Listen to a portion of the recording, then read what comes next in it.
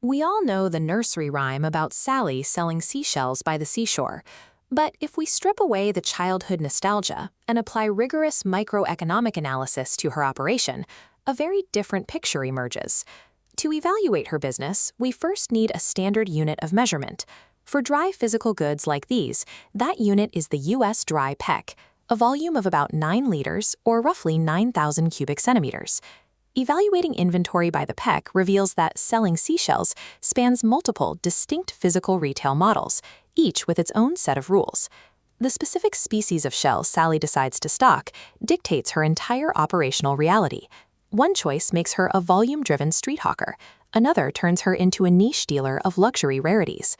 Choosing a physical product without understanding the specific microeconomics attached to it is a guaranteed path to operational failure. To see how wide this spectrum is, we pulled market data on 5 specific shell species, ranging from ubiquitous aquaculture byproducts to ultra-rare collectibles. This chart maps the total market value you can expect to generate from exactly one peck of each shell type.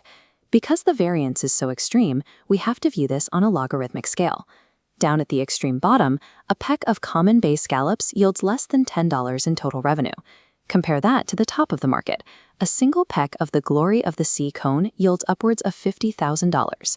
A 10,000-fold difference in revenue per unit of volume proves there is no such thing as an average beach vendor. The data splits into 3 very distinct business models. The first model is the volume operator. This is designed entirely for budget-conscious scale and mass-market appeal. The ultimate commodity inventory here is the Atlantic bay scallop. Procuring these requires zero specialized expertise. You source them in massive bulk, often buying them for pennies as a byproduct of the commercial seafood industry. The trade-off is harsh. You will never struggle to keep this item in stock, but your profit margins are functionally near zero. The math is brutal.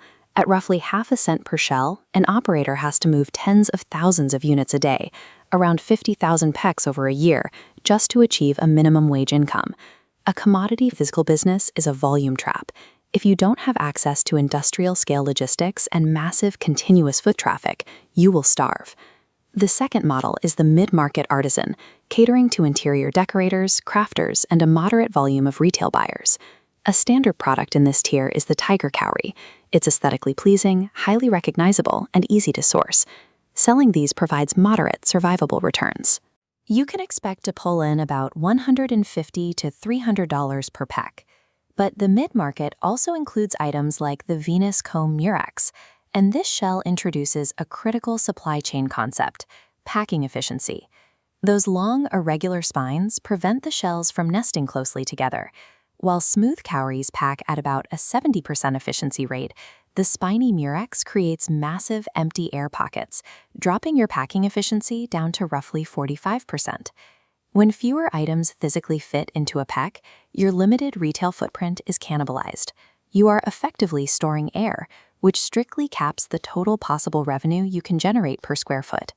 In physical retail, a product's complex geometry acts as a hidden tax on your real estate and your profit margins. The final model is the niche specialist. Here, the entire goal is maximizing the profit margin on every single unit. Inventory in this tier includes the Junonia, a highly prized, difficult-to-find collectible, all the way up to the apex of rare inventory, the glory of the sea cone. The financial upside is massive. Margins in this tier range from $10,000 to over $100,000 per peck, but the operational trade-offs are severe. Sourcing a peck of these is a supply chain impossibility for a standard vendor. You have to hunt down individual specimens at estate sales or through deep-sea trawlers, which requires elite authentication skills. Then there is the fragility risk. A single minor flaw on a high-end shell, like a chipped lip from poor handling, instantly destroys 30. The unit price of an item is completely irrelevant if you do not factor in packing efficiency and operational overhead. This flowchart breaks down exactly how to match your inventory to your actual capabilities. If your strength is logistics and you have a high foot traffic location, you must optimize for the commodity model.